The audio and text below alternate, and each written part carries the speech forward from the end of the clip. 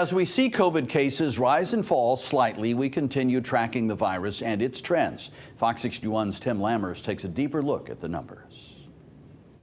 We are still in a relative lull of COVID cases, but remember, the virus is still here. Another rise may be on the horizon, and for at least a couple reasons, we may be a little less prepared to see it coming beforehand. One reason is, ironically, the price of progress. Rapid at-home tests. Boy, it's great that they're now widely available, but we don't know how often people report the results. So this graph of PCR testing hasn't given us a complete picture for a while now. Well, for whatever it's worth, it is showing that the decline in cases is over. In fact, the 2-week rolling average has actually been slightly trending up over the past 8 days after bottoming out at 2.5%. Compare that 2.5% to the past when we've gotten as low as under 0.5%. That means COVID is still here. We do know these numbers are worth something because they continue to align nicely with all types of COVID hospitalizations, which of course aren't affected by testing levels.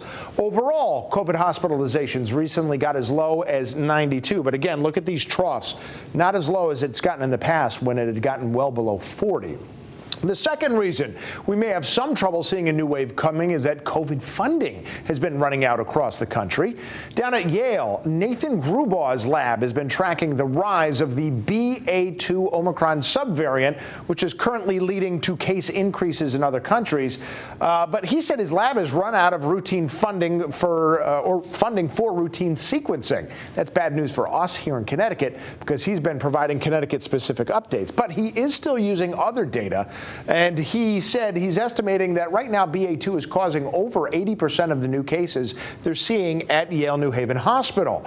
As of the last update 5 days ago, it's not causing a big bump in cases yet because the rise in BA2, which is here in the red, is just being somewhat offset by the continuing decline of the original Omicron subvariant BA1, which caused our latest wave. But he did say, based on these trends, and he's not in the prediction business, but again, based on the trends, a small to modest rise in cases could be coming soon.